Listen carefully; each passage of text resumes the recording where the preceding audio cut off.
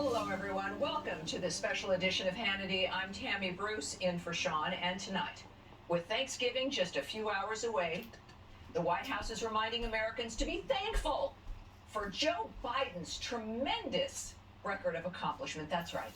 Today, they published a list of everything we, the people, should be thanking them for. From gas prices, now roughly double under Biden, to the record levels of unfunded spending that caused inflation, to rising taxes and planning on raising them even more on everyone, except, of course, for those making above $400,000 a year.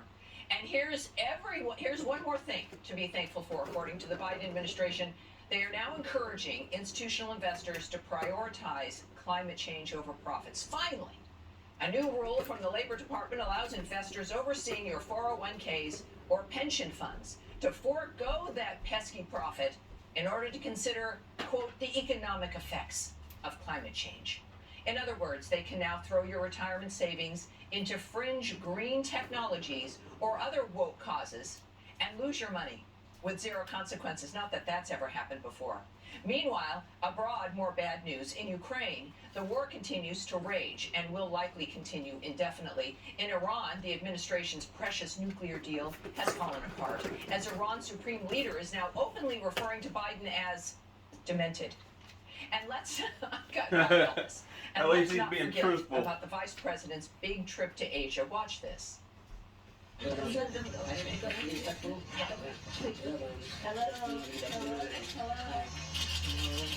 terrorist country going to tell the truth about Biden. Hello.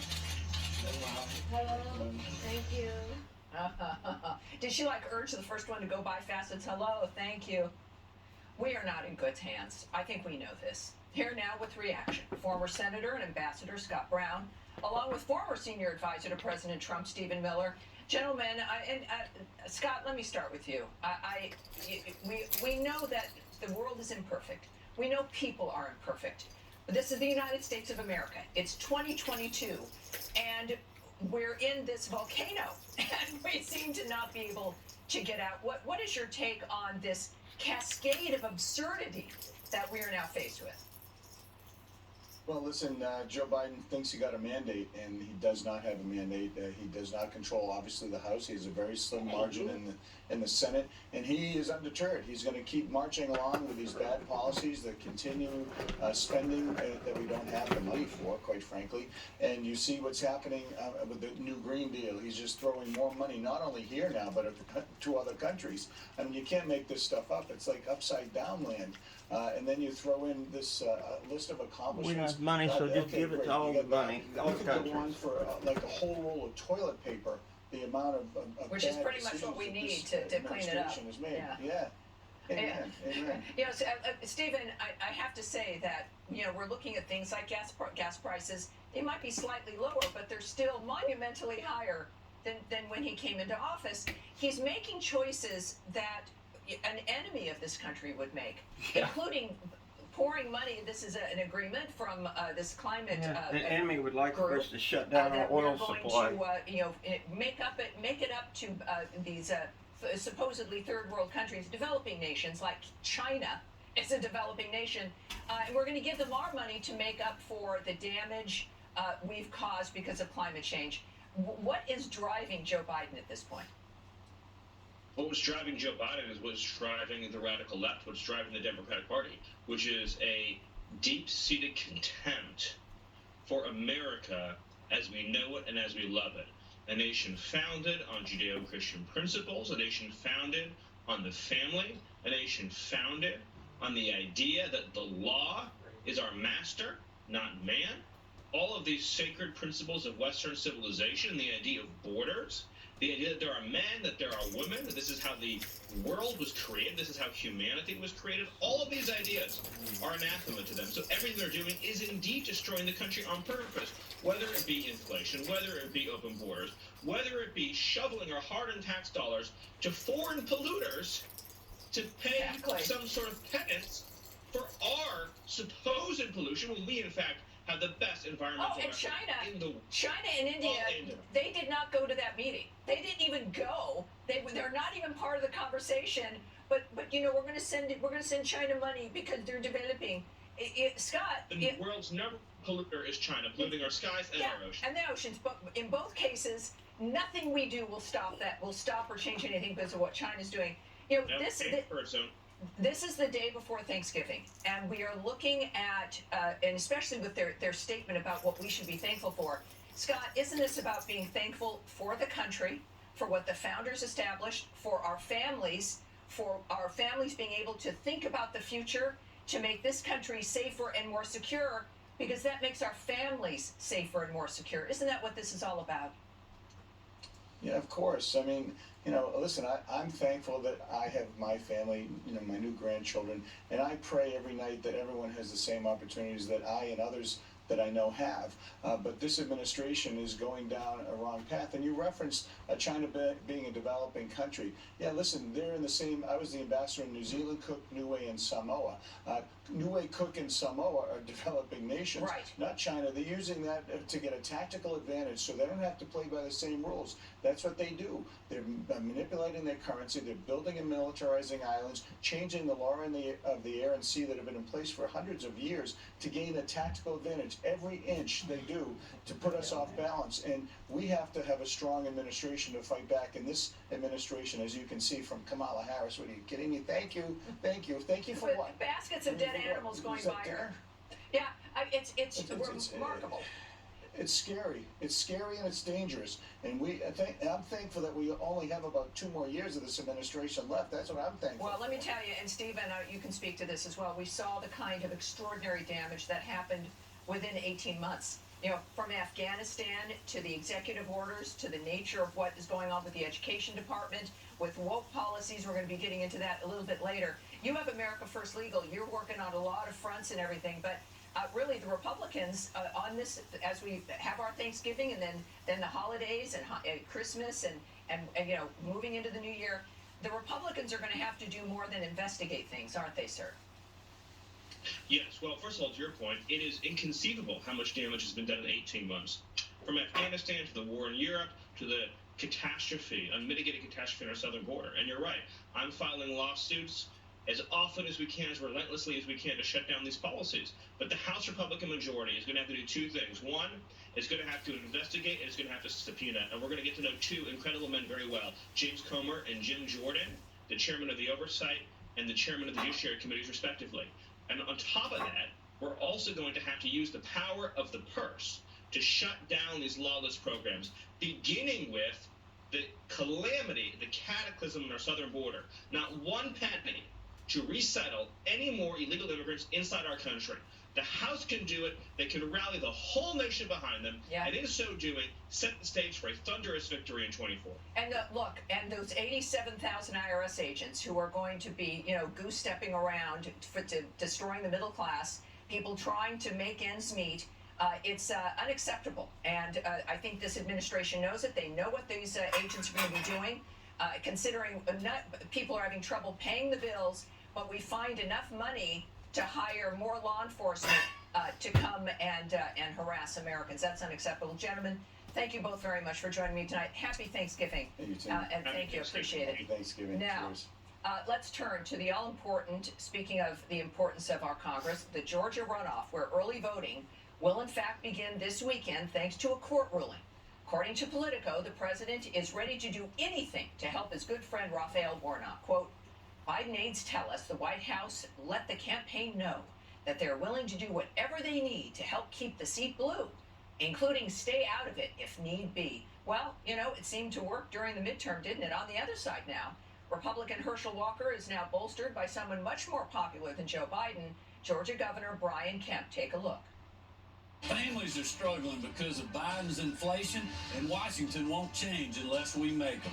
Georgia's doing better than the rest of the country because we stood up for hard-working families. Herschel Walker will vote for Georgia, not be another rubber stamp for Joe Biden. That's why I'm backing Herschel. All right, that's nice, and that was very, very appropriate. Now, in an op-ed on FoxNews.com, Roy Murdoch echoed that sentiment and detailed 3 key reasons to support Herschel Walker. DeRoy does join us right now to explain, along with Fox News contributors Mark Penn and Leo Terrell. Gentlemen, thank you again very much for being here. DeRoy, let's talk about his points. And What strikes me, I don't want to say it's kind of like a panic, but we wouldn't be having to do this if there wasn't this kind of open fight in the Republican Party against someone because Trump likes him versus what we need to do to get power back so that this nation can be saved and American families should be the first thing on people's minds. Tell everyone the crux of your op-ed piece, please. Yeah, the gist of it is people in Georgia, the voters in Georgia, need to be energized and focused. I know a lot of people are kind of tired after the last election, but this is very important to get Herschel Walker in place. There's a big difference between having 51 Democrats and 49 Republicans versus a 50-50 Senate where basically it's tied and Kamala Harris has to come in and break tie votes. That would put Joe Manchin and Kyrsten Sinema in a position where they can, as Democrats, can block a lot of the stuff that Chuck Schumer wants to do, and having Herschel Walker in there will allow that to happen. Secondly, getting Herschel Walker in gets Warnock out, and Raphael Warnock is a very hard left Democrat. You mentioned those 87,000 IRS agents. Well, guess what? Warnock voted for them. He also voted against 18,000 new Border Patrol agents, and also voted to allow the 87,000 new IRS agents to audit people who make $400,000 or less. Not just rich people like Bill Gates and Warren Buffett, but people who are making $75,000, $50,000 a year. Well, yeah, Warnock wants those people to be audited by those new IRS agents. Well, those are people who don't have the money to fight. You get a scary letter from the IRS and you send the money off. It's a remarkable overreach and unacceptable considering what they've already done to the economy. Mark, when we look at the numbers, I know there can be a lot to discuss about what the Republicans did and did not do. But ultimately, these races are really about local efforts, about getting out the vote, about the machines that you have. And the Democrats have done a very good job doing that. What are you seeing on the ground right now in Georgia for these gentlemen? Well, right now, although it's a close race, the edge is clearly with Warnock. I mean, I think the voting system lends itself towards Democrats getting a lot of the younger voters out who are voting overwhelmingly for Warnock. And the Republican, turnout in Georgia has been a little lackluster young people in the past year. And so I think that the edge is clearly with Warnock right now, and Herschel really has to make up some ground if he's going to win. I don't know if it's possible. I certainly wouldn't give it up. But it's going to take an energized electorate that we haven't seen so far. And see, that's it. I think Leo, and again, gentlemen, thank you. It's the night before Thanksgiving, but these conversations are important because this early voting, Leo, is now going to start on Saturday. And this is for Republicans watching this, or independents, even Democrats watching this, who are tired of what their lives have become. This is a chance to send another message. Forget about what the Senate's going to look like and all of that, and Biden. This is about taking charge of our futures. If both men have been, their personal lives have been discussed. What do you think this is really about? And what would you tell the people of Georgia this evening? Well, I'll tell you right now, thanks for having me, Tammy. You got all hands on deck. You talk about the division within the Republican Party. Brian Kemp out there is a great move for the Republicans and for Herschel. Herschel could win this. Sounds like Herschel might not Republican win. Party. But I'll tell you this, Tammy. They don't have enough money. They had the opportunity to have Joe Biden there. Joe Biden is a persona non grata in Georgia. He's not welcome there. Why? He called Georgia Jim Crow 2.0. He has insulted the entire state, so he's not welcome there. And I guarantee you, all Herschel has to do is focus on the basic issue: crime, inflation, security. And those are the things that are missing with a Democratic Warnock. Herschel can win this thing if he just stays focused and have a unified Republican Party. Need to send him out there to go. Well, I hope on the so. stump I for know, him. DeRoy, this is again about a machine and getting out the vote. Perhaps Kemp can now add to that and assist in that because he wasn't necessarily helping during the midterm.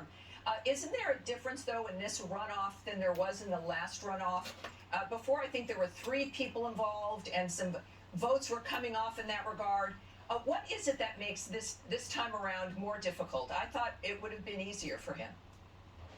Well, I think the chief difficulty I see, I've talked to a lot of people about this, and I just think after the last midterms when the GOP was expected to win 30 seats in the House and win the Senate, I just think a lot of people are demoralized and tired, and I think a lot of us would like to go to the movies and just relax. But look, this is very important. We've got this runoff. We didn't want it, but we have it, and there's a big difference between having an evenly split Senate where Kamala Harris has to come in and break ties versus having a 51-49 Democrat Senate where Chuck Schumer and the Democrats can do lots more stuff, including perhaps get rid of the filibuster is gone, then it's just all hell will break loose. So, let's keep the energy going and get Herschel Walker across the finish line. And after December 6th, we can all relax and take it easy, have our eggnog, go to the movies, and kick back. Well, Mark, Not a second sooner. let me ask you about this, because what people need to do to save our country is not exactly like jumping off of the back of a boat on the beaches of Normandy while the Nazis are shooting at you with machine guns.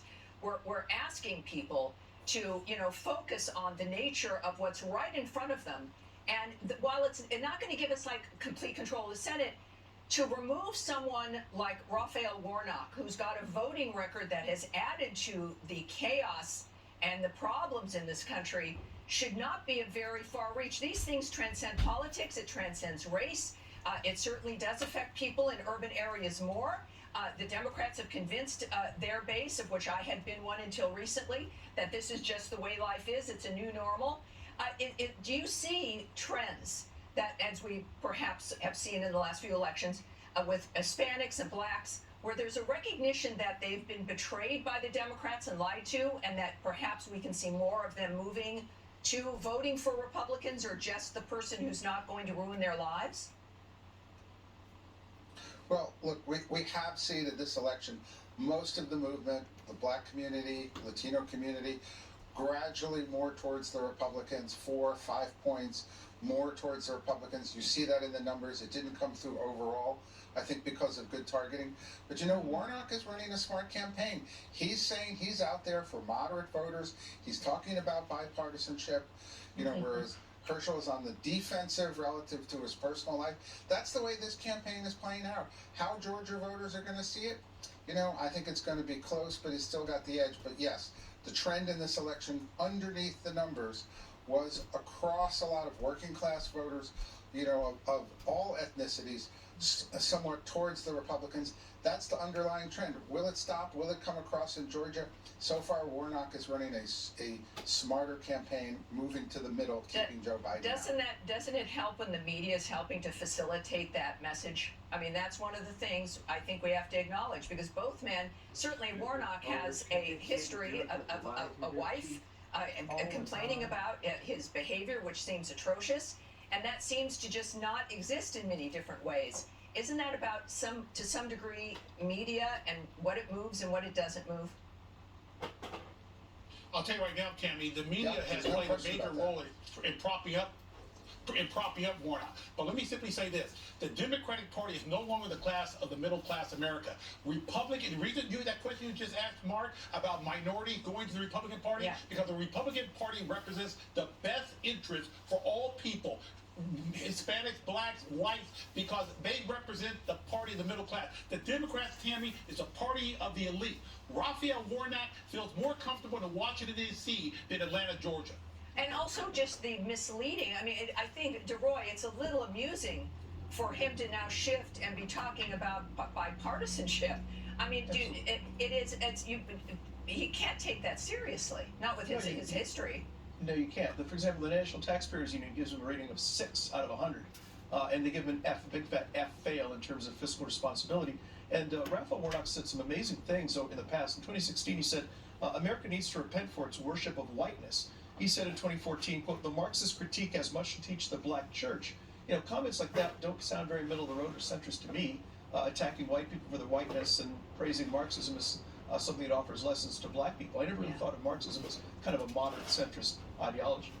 Yeah, there you go. Gentlemen, it is obviously going to be up to the people of Georgia, and we can hope that the Republicans get that organizing framework down and get some assistance in there as well, because it is about on the ground, get out the vote, and overcoming any of that malaise. I mean, I don't know if you can just suffer with just control of the House. That's pretty darn good.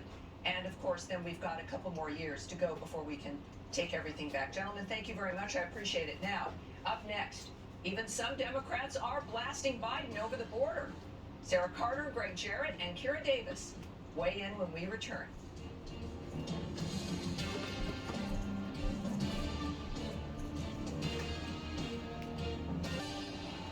Welcome back to this special edition of Hannity. Now, it is no secret that the southern border is a massive disaster. We just experienced 2 straight years of record illegal crossings. Hard drugs are also pouring across. Texas Border Patrol agents just seized nearly $15 million worth of fentanyl and cocaine. We don't even know the true scale of the drugs that make it across undetected, and yet the Biden administration is doing nothing to resolve the crisis. Nothing. Even Arizona Democrats, Katie Hobbs and Mark Kelly, are bashing the administration for not doing enough. On Capitol Hill, House Republicans are now calling on DHS Chief Alejandro Mayorkas to resign. In response, the DHS released this statement. Secretary Mayorkas is proud to advance the noble mission of this department, which will continue our work to enforce our laws and secure our border while building a safe, orderly, and humane immigration system. Right? I mean, that could have been written by George Orwell. And the moon is made of green cheese, too. Yeah. So there you go. Orderly and safe and humane. They're not even trying to secure the border. So how long will DHS continue to lie to our faces? Joining us now with more, Fox News legal analyst Greg Jarrett, Fox News contributor Sarah Carter, and Red State Deputy Managing Editor Kira Davis. Let's go to you first, Sarah.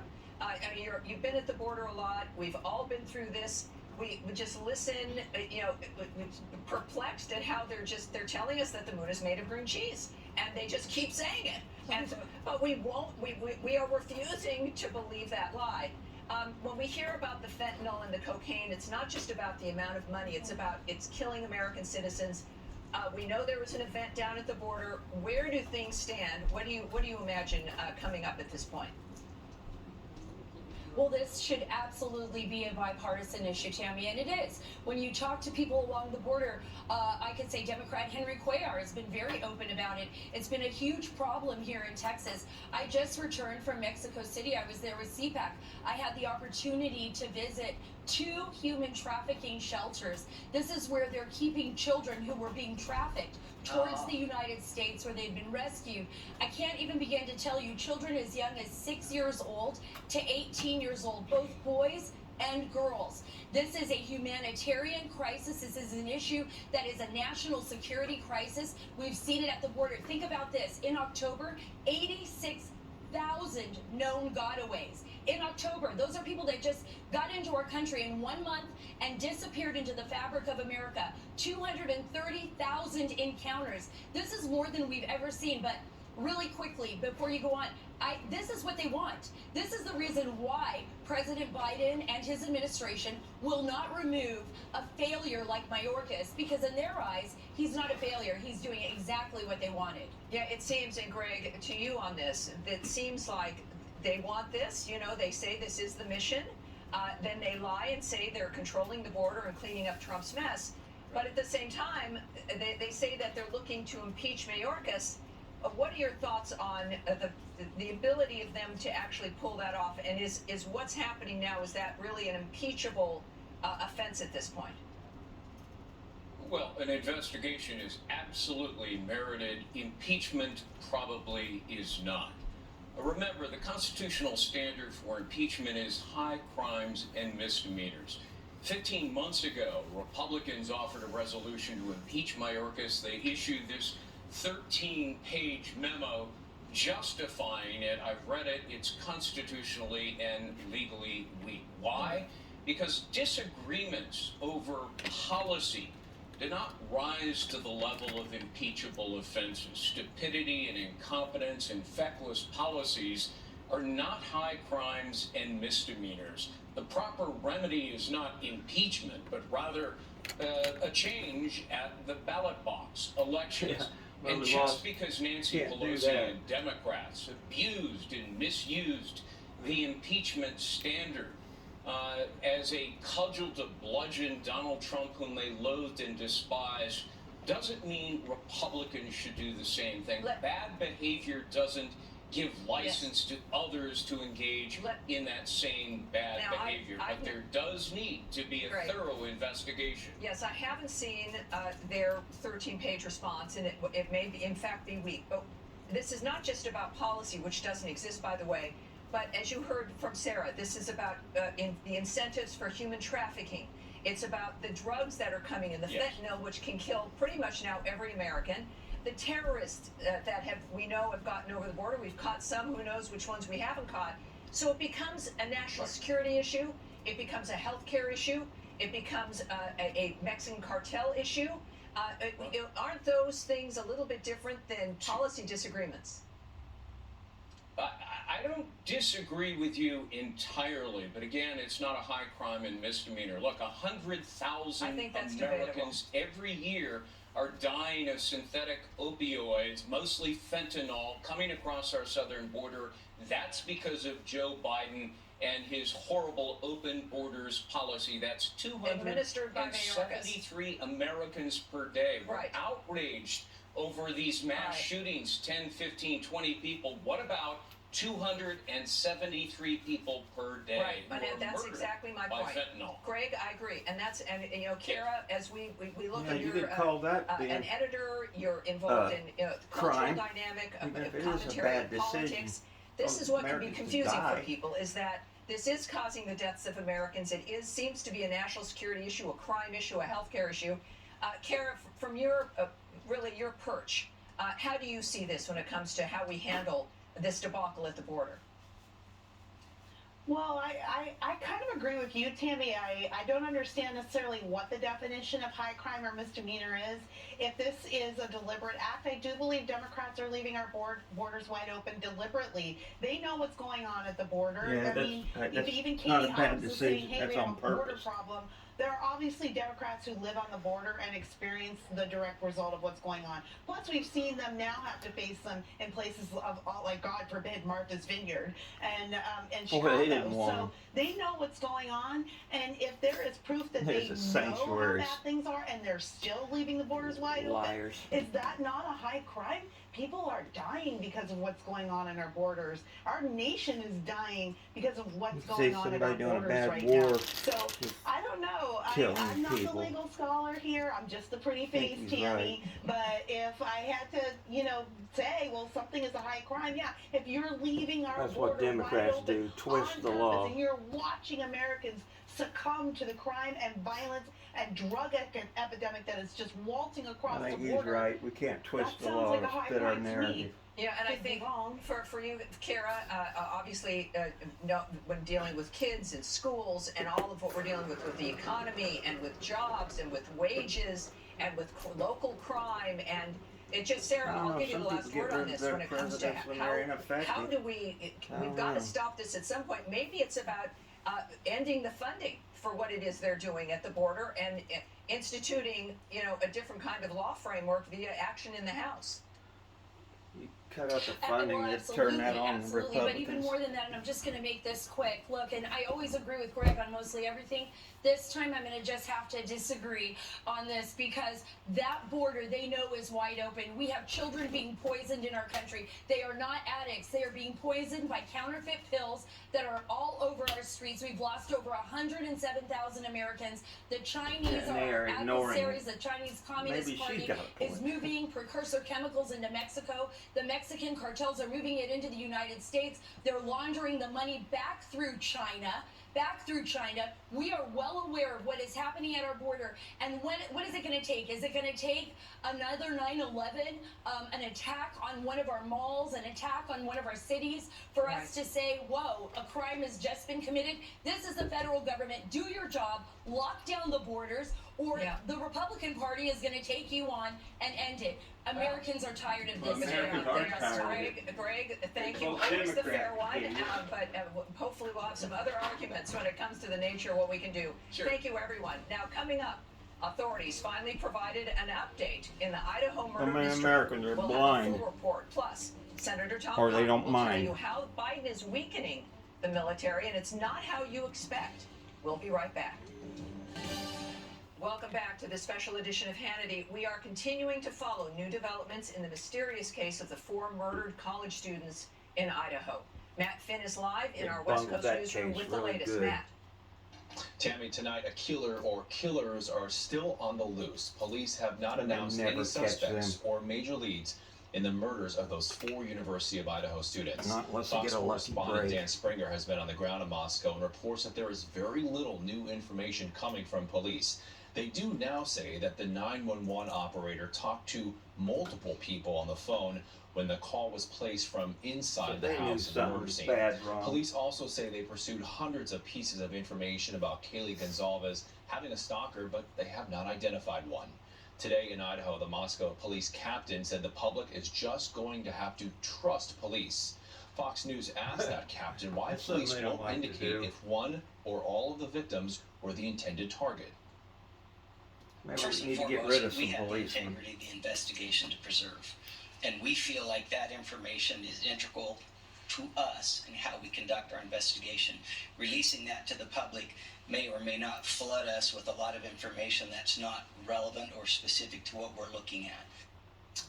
And today, police said they have collected 103 pieces of evidence at the scene. We will keep you updated. Maybe they need to Well, defund the Matt, police. thank you. That Every day might it seems help. to get a little bit more complicated and more unclear. Now, let's turn to a story out of Washington, D.C. According to a report from Fox News Digital, a top Department of Education employee appears to blame white supremacy for just about everything. This includes allegations that democracy itself is based on white supremacy. She also stated that so-called fat phobia is really just white supremacy baked into our everyday lives. And at one point, this DOE official even bragged that she walked away from a conversation because a, quote, white male was talking too much. But the Biden administration's commitment to wokeness goes far beyond the Department of Education. In fact, Arkansas Senator Tom Cotton says that it has now also infiltrated the military. Take a look.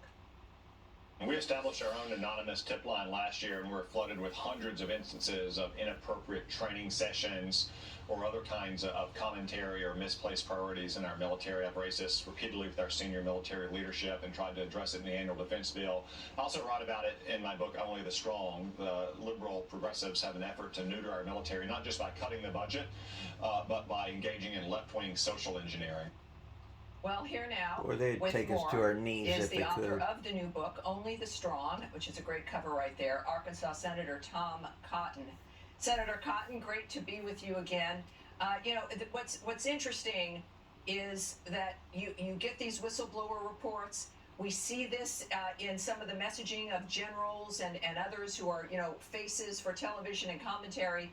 And we wonder if, in fact, we're preparing everyone to know what to do with pronouns, but when it comes to dealing with the Chinese Communist Party or Iran or Russia, that they really won't know what to do. Or North Can you Korea. fill us in here? Throw them in the mix. Tammy, it's a real problem. It doesn't just distract from the training focus that our young men and women in uniform need. It sows divisions among them as well. I wore that uniform years ago, and I can tell you the colors that mattered to me and my soldiers, my superiors, my subordinates, was not white, it wasn't black, it wasn't brown, it was the red, white, and blue that we all wore on our shoulders. It's supposed to be Americans. An oath to defend. Not supposed to We were concentrate on respect of our our color of race. our skin. It has also contributed Idiots.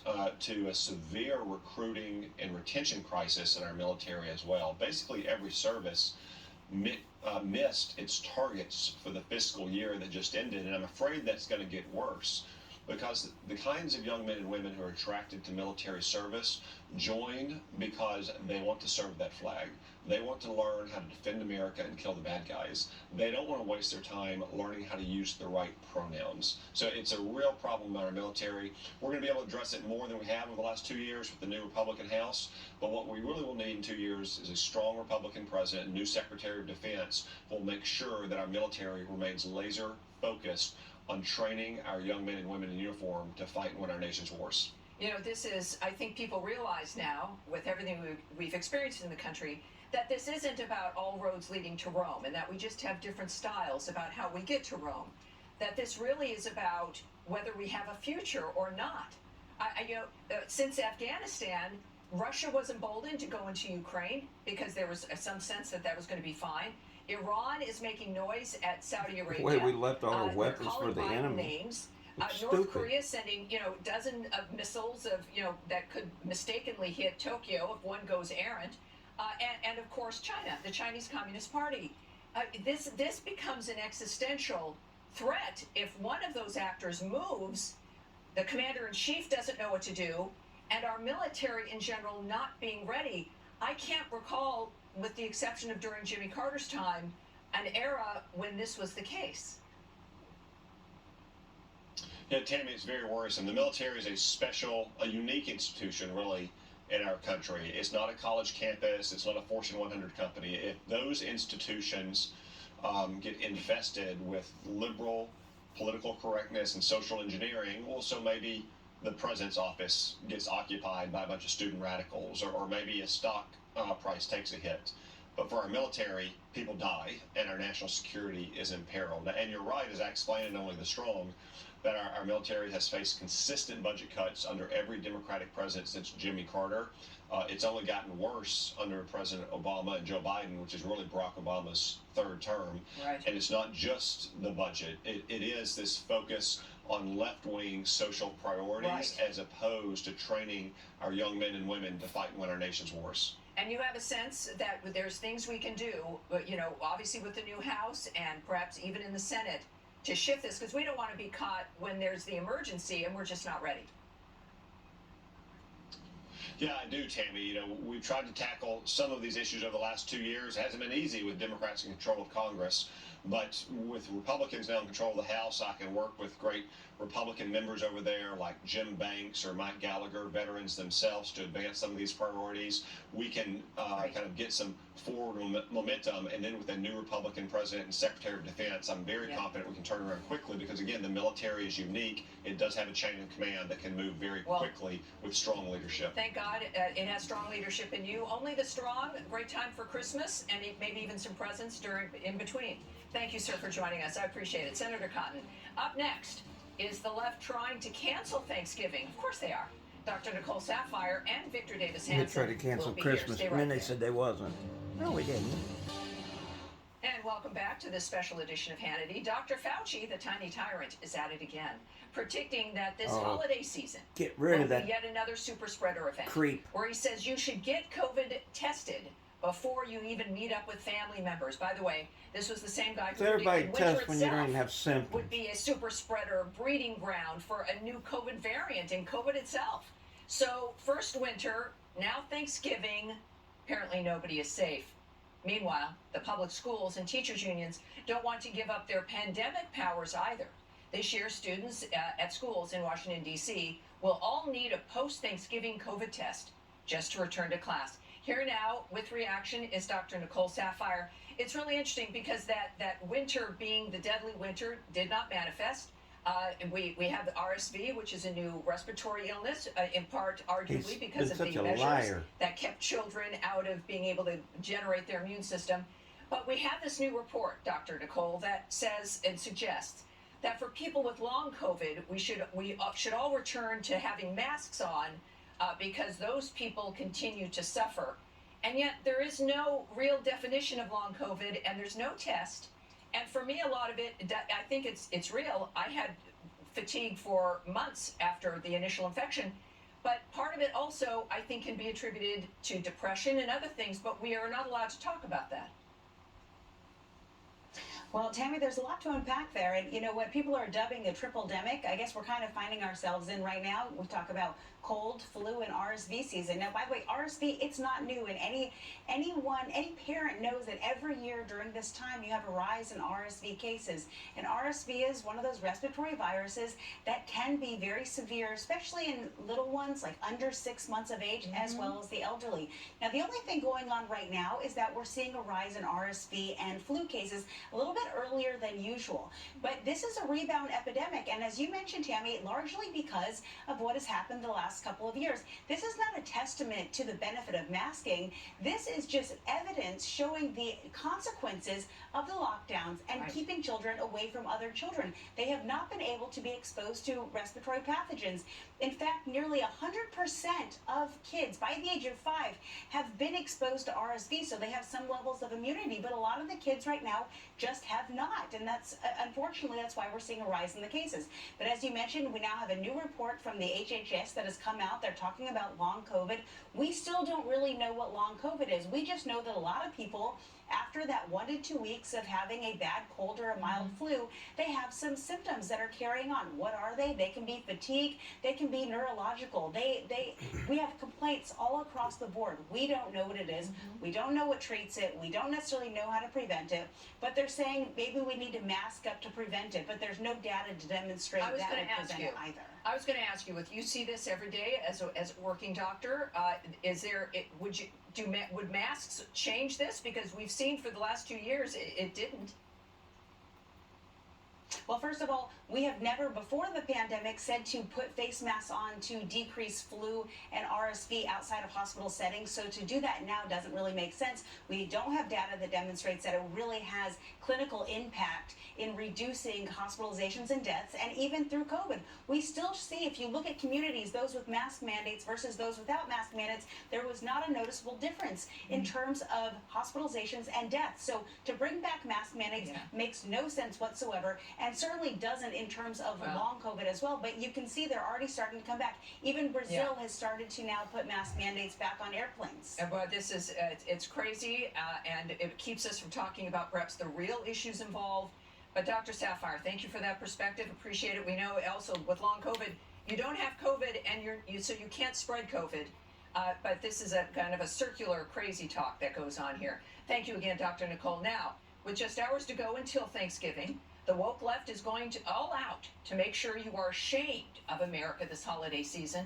Here now with more is senior fellow at the Hoover Institution, Victor Davis Hanson. It seems, sir, like they want Thanksgiving to be canceled or at least forgotten, to not be as popular as Halloween, let's say. What's going on out there? Well, I think it's part of a larger progressive leftist socialist agenda that they want to control our futures, and they want to pose as suppressed, oppressed, victimized, and they can't find enough culprits in the present. So they go back to the past, they topple statues, they change names, and they construct Thanksgiving as this racist holiday that haunts them today. But when you actually look at Thanksgiving, it was a very tragic voyage across to the New World, and they were, after 1 year, half of the pilgrims had died, and they were all starving almost, and they finally had a harvest that they could survive 1 more year. And it was a Thanksgiving, and it was ecumenical, and it's been part of our traditions in one way or another for, over a century. And the idea that this is somehow politicized or weaponized is, once again, it's just a tool that they use to find oppression where it doesn't exist in the present, so they go back to the past and hope that therefore they can affect the future. We've got a hard break. That is an excellent reminder, sir. Happy Thanksgiving. We'll be right back after this. Welcome back to the special edition of Hannity. Unfortunately, that's all the time we have left for this evening. I want to thank Sean for letting me sit in this chair and his great team that make all of this possible. Also, remember, you can catch me on Get Tammy Bruce on Fox Nation. You can also get my column at amac.us, that's amac.us, and also my team is at tammybruce.locals.com. I want to wish all of you a beautiful, happy Thanksgiving, you and your families. And thank you for watching tonight. And we continue here now with Raymond Arroyo. He takes it from here. Happy Thanksgiving, Raymond. Happy Thanksgiving to you, Tammy. Thanks for such a great job, and we'll see you very soon. I'm Raymond Arroyo, in for Laura Ingraham. This is a special edition of the Ingraham Angle. For New York City, we have a big show for you tonight. Actor Mark Wahlberg is here on the re-release of his movie Father Stu. Plus, he'll address those rumors that he's entering the Marvel Universe. But first, I want to talk tonight about turkeys with extra stuffing that you never asked for. The wider media has done a terrible job serving up undercooked stories with all the trimmings throughout the year. I mean, things are seldom what they seem. For instance, most of you probably think that tomorrow marks the first Thanksgiving, when the Pilgrims in 1621 invited the Indians to a feast. I'll get to that in a moment. But one of the biggest turkeys of the year had to be this oft-repeated COVID tale. Now in a pandemic of the unvaccinated, and the way to end this pandemic is more vaccinations. You are 17 times more likely to die of COVID if you're not vaccinated. This is a pandemic of the unvaccinated. Well, now a Kaiser Family Foundation analysis finds that 58% of COVID deaths in August were among the vaccinated and boosted. We'll explore all of this with Dr. Bhattacharya and what it could mean to your What family a joke. with Dr. Jeanette Neshwat in a moment. Then there was the Colorado shooter at the gay nightclub. The media rushed to blame drag queen story hour reporters and quickly tried to create a narrative. And that is a direct response from the rhetoric from these politicians that we've been seeing. Rhetoric does lead to violence. When you embrace culture wars as your main political platform, you get violence.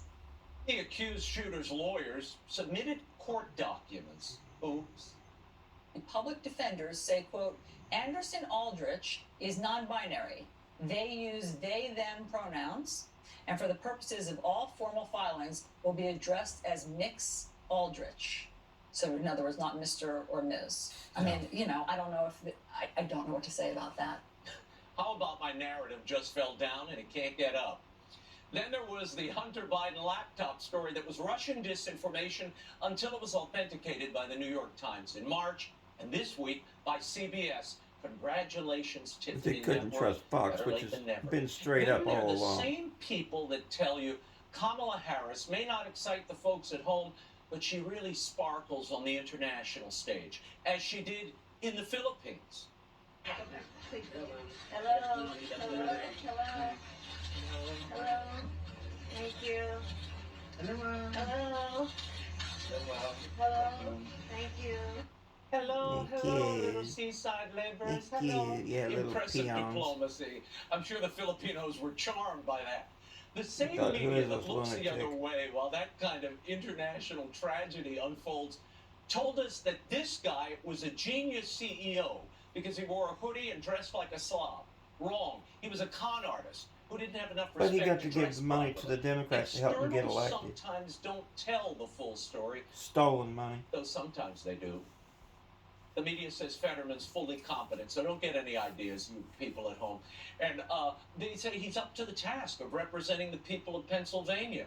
These same folks cooed that Harry Styles and Olivia Wilde were a love match made in heaven, one that would last.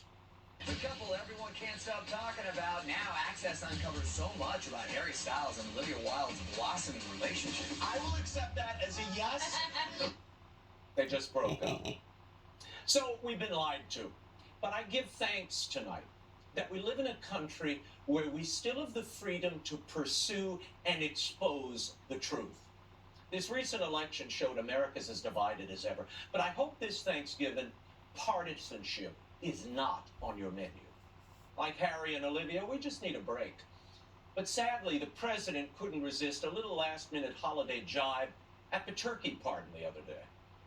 The only red wave this season is going to be a German Shepherd Commander knocks over the cranberry sauce on our table.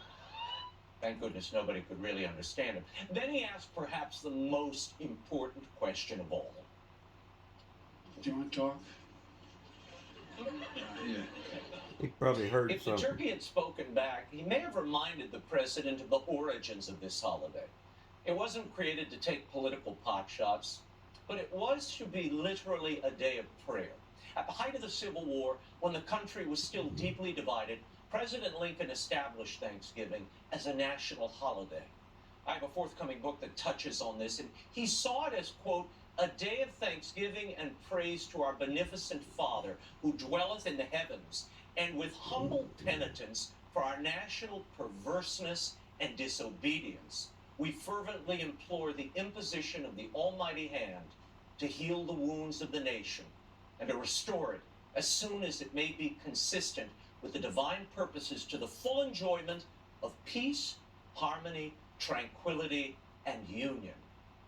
Whatever the political skirmishes of the day, whatever the wounds or anger over the election season, nothing is more important or more essential to our happiness than the closeness of family and friends. Let us thank God for the blessings we find all around us, and also find space to extend charity to the people nearest us, to allow the peace, harmony, and tranquility that Lincoln sought to flower. Oh, and about that first Thanksgiving. Again, things are not always what we've been told. The Pilgrims were not there, and it happened way before 1621. The first Thanksgiving very likely took place in May of 1541. when Francisco Vasquez de Coronado feasted with the Taya Indians in Palo Duro Canyon, Texas. We may need a costume adjustment at those Thanksgiving pageants. Now, don't go calling your first grade teacher and lodging a complaint.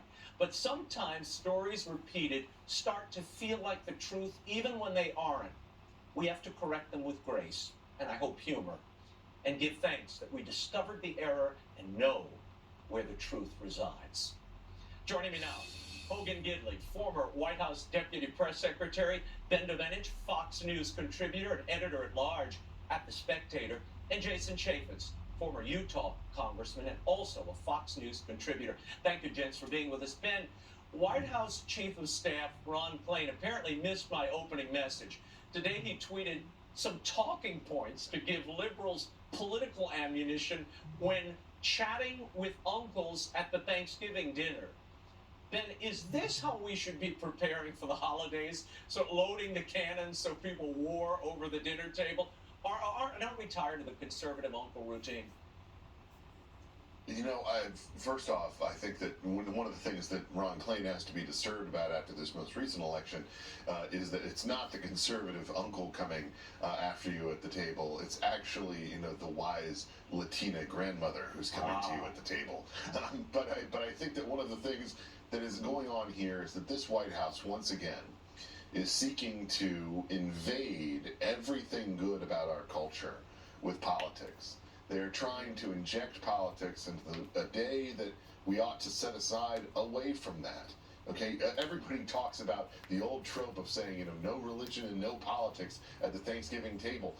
Guess what? It's good to have spaces in your life that politics does not invade, that partisanship does not invade in ways that damage the relationships that we have with each other, with our families, with our friends, with our cousins, and with our uncles, indeed.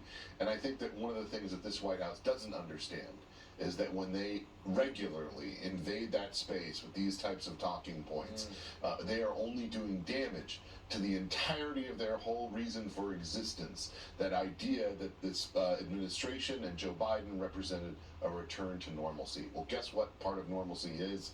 It's being able to break bread with your family without getting at each other's throats over politics and certainly over the kinds of things that Ron Klain is advocating for. No, I couldn't agree more. And these are distorted talking points that a laundry list of everything from tackling inflation. Come on, inflation's through the roof. And he goes on and on. I just don't know. As you said, Ben, this is the glue that truly holds our civilization and our country together. It isn't disharmony and political warfare. It seems that's what they're encouraging here. Let's talk for a moment also about this wedding we saw. Well, Jason, let me get to this first. Even those on the left over at Slate seem to be getting nervous about Kamala Harris in 2024. We showed you her a moment ago. They wrote this: if Biden runs again, he should pick a new VP. Harris, a proven dud of a presidential candidate who has done little to distinguish herself since, is not a good choice for the Democrats' top billing. Jason, do they have a point? Yeah, there was a point that the Democratic voters figured out going into the election. There's a reason why she was charging ahead at 8th place in her home state of California, and she had to drop out of the race. And then you see that video of her in the Philippines. These poor fishermen are coming off this boat. They have no clue who this person is. And she's just kind of smiling. Hi, I'm the Vice President of the United States. If you want to get somebody off the front pages, make sure there's no gap. Get out of Send our her way. as far What are you away bothering from us the United for? States as you possibly can. And a fishing village in the Philippines, I'm sure it's a beautiful place. But this dude walking there with fish on his head, why are they filming him? He shouldn't be subjected to that. She's not, come on, she's not a serious candidate at this point. She's not even a serious vice president at this point. She's a moron. Hogan, I have to bring you in. There's another story I have to touch on. An appeals court already put a hold on Biden's student loan forgiveness plan. Now he's trying to get the Supreme Court to reverse that and allow his debt forgiveness to proceed. But don't worry. The big guy insists he knows the law better than those silly judges. Watch. But I'm completely confident my plan is legal. But right now it's on hold because of these lawsuits. For that reason, the Secretary of Education is extending the pause on student loan payments while we seek relief from the courts. Hogan, it's not on hold because of lawsuits. It's on hold because of a court ruling. Your reaction to that? No question. And look, it's not student loan forgiveness. The fact is, what Joe Biden is asking Americans to do, those who did not go to college, he's forcing you to pay for those who did. The whole thing is ridiculous on its face. It is most assuredly not constitutional. It was a deal entered into voluntarily between students, of course, and lenders. I think this is absolutely going to backfire. But look, I got to touch on this Kamala Harris thing you just talked about. Yeah. This is the same person, obviously, who called Joe Biden a segregationist and a sex criminal on a debate stage. Mm-hmm. So she's just sitting there right next to Joe Biden, churning things along as if she's going to be the next president. Not a chance, and in large part because the narrative you touched on off the beginning, people fight it at Thanksgiving over football. We don't need to interject politics into this either, but there's a reason that the media's popularity sits somewhere between Congress and COVID. It's because they've lied to us now forever. Their narratives still are listen to failures them, though, because the where policies the they're pushing Democrats are did failures so well. too. Defund the police, it's going to bring crime down. We've seen spikes. Let's kill the Keystone Pipeline. We can run energy on the sun and gummy bears and unicorn hair. Nope, prices went up, of course. Fix the southern border by getting rid of all the laws. Nope, 5 million people coming across. Time and time again, these narratives are problematic for the left because the media Terrorists. and the left collude. They push them in unison. They're failures for the American people. We've been slapped across the face with the reality that these policies have really impacted our lives in a negative way. So no question, there are a lot of issues floating around this Thanksgiving. We're addressing them here. But my advice to those at home, just enjoy the turkey. Stop talking about politics for one day, even though the left continues to try to cram it down your face. Ben, we have 2 minutes left. I've got to get your reaction to this. In a rare turn of events, the press is actually criticizing the White House after they banned them from covering Naomi Biden's wedding. But guess who they did let in? Vogue. We're also finding out that the president's granddaughter and her then-fiancé were apparently lodged at the White House months before the ceremony. Ben, the White House is now, I guess, a big Airbnb. Look, I think that this whole story is very unfortunate The other guy because, talk. you know, I think that what the White House is trying to do with it is to lean into this idea that they can use it as essentially a whitewashing technique to push people away from looking at Hunter Biden and his whole situation. They want to try to turn this into something that they can spin to their benefit. Look, I don't think that we ought to, pay too much attention to this, other than the fact that, one of the things that we've seen from this White House consistently is that they have been able to get the most positive press coverage possible, even as they engage in ridiculous things that would have, gotten the laugh factory going from the media in any other circumstance. We have seen Karine Jean-Pierre engage in this aggressive treatment of journalists in ways that I think is completely inappropriate. And one of the things that we've consistently seen from them is that the media has been willing to bend over backward in order to try to send their message, to spin on behalf of Joe Biden. It's what they did during the 2020 campaign, and it's what they're invested in doing again for him. We shouldn't let them get away from it, and we should view all of it with skepticism. It's also curious that they trotted out Jill Biden with Naomi Biden to take the picture for Vogue. This is Hunter Biden's daughter. Doesn't this girl have a mother too? Maybe they should have taken the picture with their daughter for Vogue. And interesting, again, they're using the optics to try to wash away the things that are vexing them at the moment. Hogan, Ben, Jason, thank you, and happy Thanksgiving. We'll see you next time. This is a Fox News alert.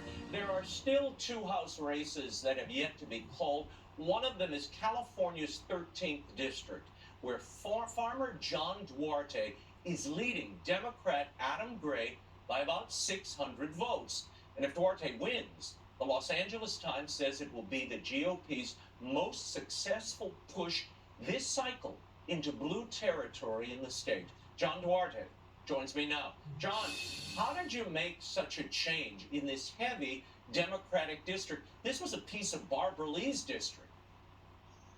Well, it really wasn't. Actually, that's one district it wasn't. It was a composite of 4 other districts, including Josh Harder's, David Valadeo's, a bit of a lot of Jim Costa's district, and but it wasn't any part of the old District 13, which was over in Alameda County. Yeah, this is a rural working families district here in the Central Valley of California.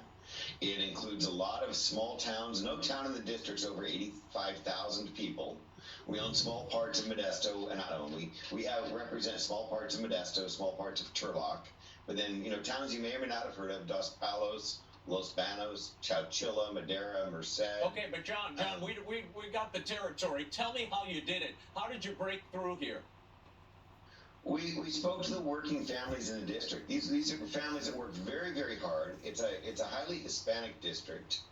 It's a district of farmers that don't have water on their farms. It's a district of farm workers who can't afford food on their table and gas in their tank at the same time. And we just talked about cost of living. We're going to drill American oil.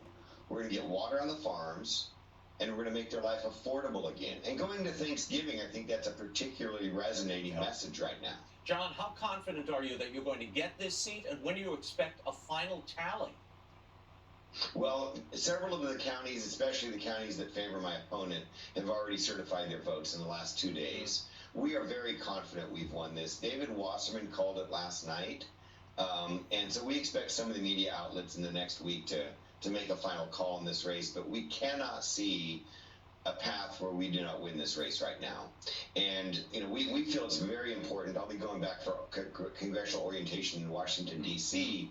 next week, and we need to start getting set up to serve this district, to serve the needs of the constituents in this district. So we're moving forward on the assumption that we've won this race and that we need to be ready on January 3rd when we're sworn in to represent the district. John Duarte, thank you for the time. Happy Thanksgiving, and we'll be looking for you on Capitol Hill. This is a big win for the Republican Party, one that I don't think was necessarily anticipated. Amazing. A new push for mask mandates could be in the works. We'll reveal who's behind it. Plus, actor Mark Wahlberg is here. He's spending his Thanksgiving Eve with us. You won't want to miss this. Coming up next.